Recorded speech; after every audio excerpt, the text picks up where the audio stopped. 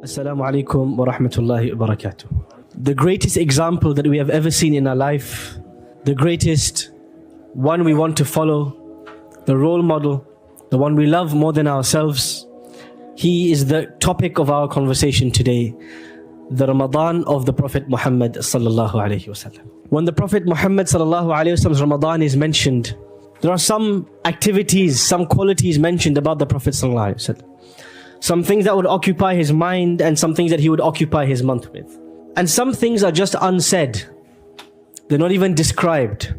And let's talk about those things first. What did the Prophet ﷺ eat in Ramadan?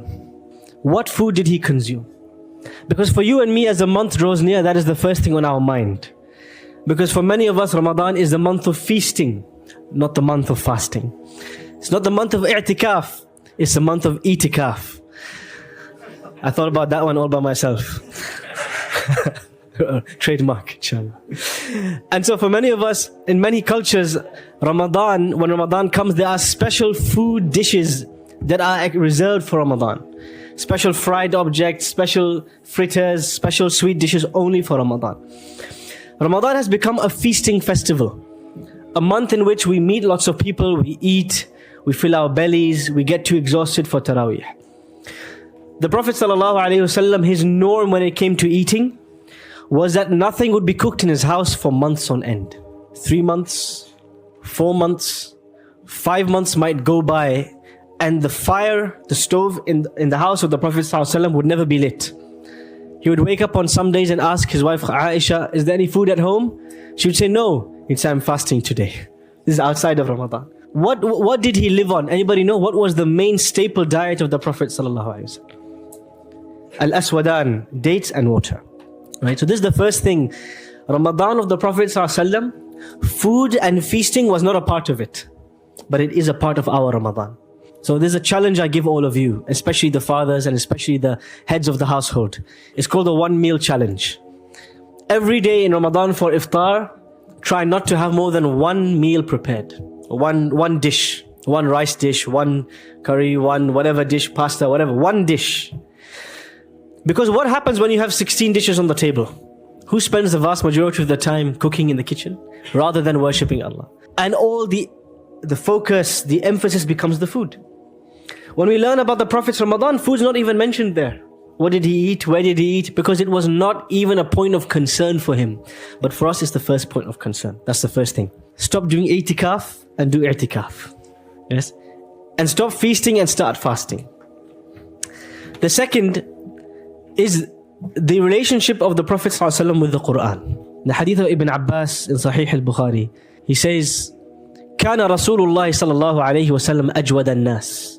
The Prophet ﷺ was the most kindest and most generous and most lovely of people. وَكَانَ أَجْوَدَ مَا يَكُونُ فِي رَمَضَانِ. But he was even more lovely, even more generous, even more sweet, even more kind when it came to Ramadan. Why?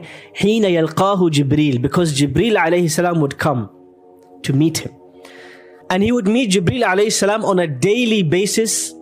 يُدَارِسُهُ الْقُرْآنِ. They would study the Quran together. He would recite from his memory and Jibreel would check it.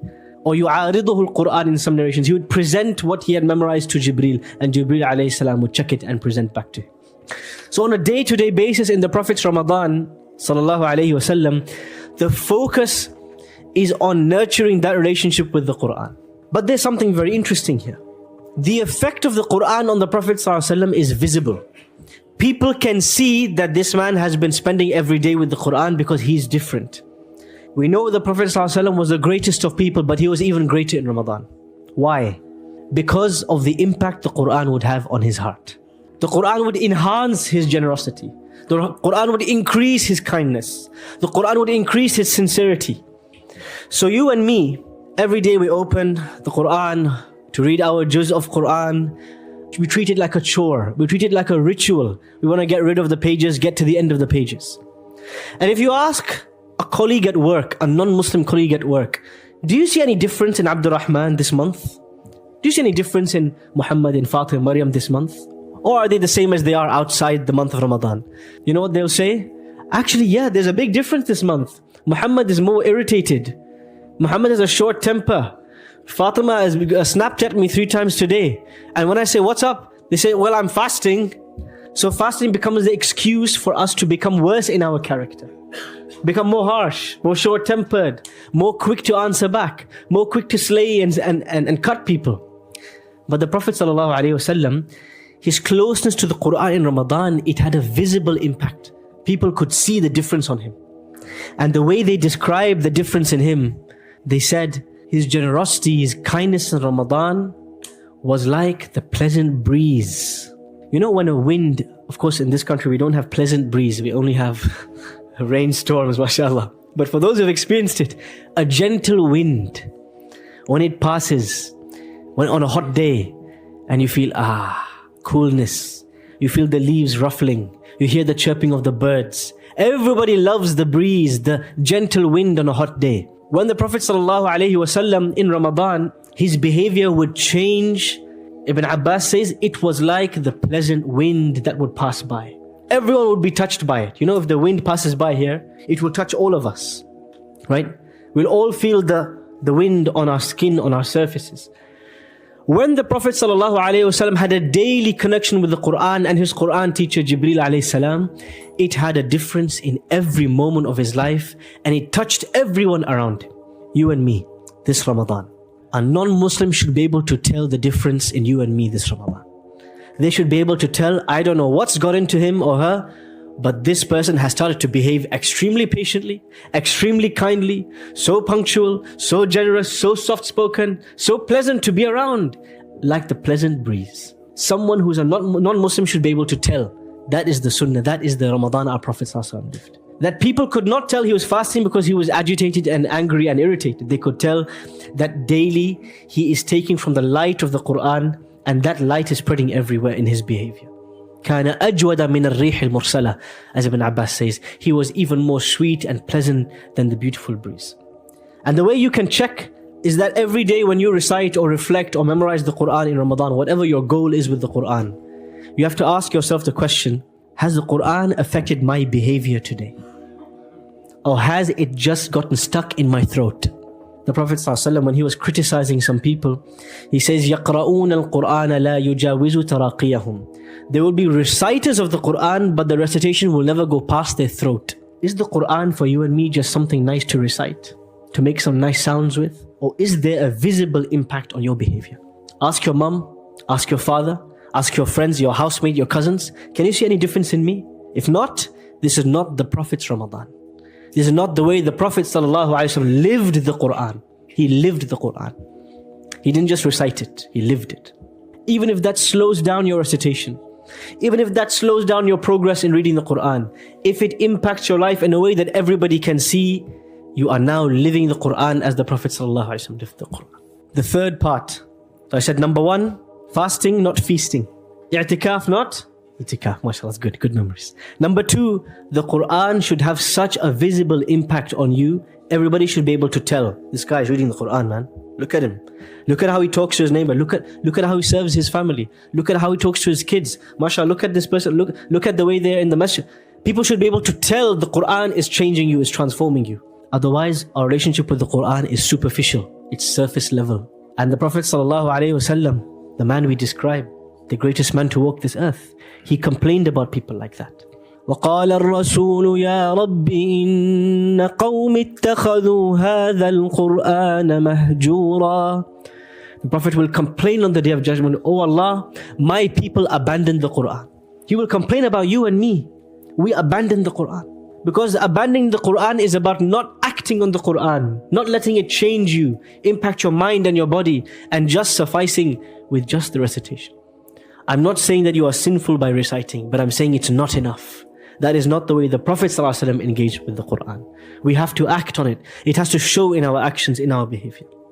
The last thing I want to mention, the third and last thing I want to mention about Ramadan of the Prophet ﷺ is seclusion, i'tikaf.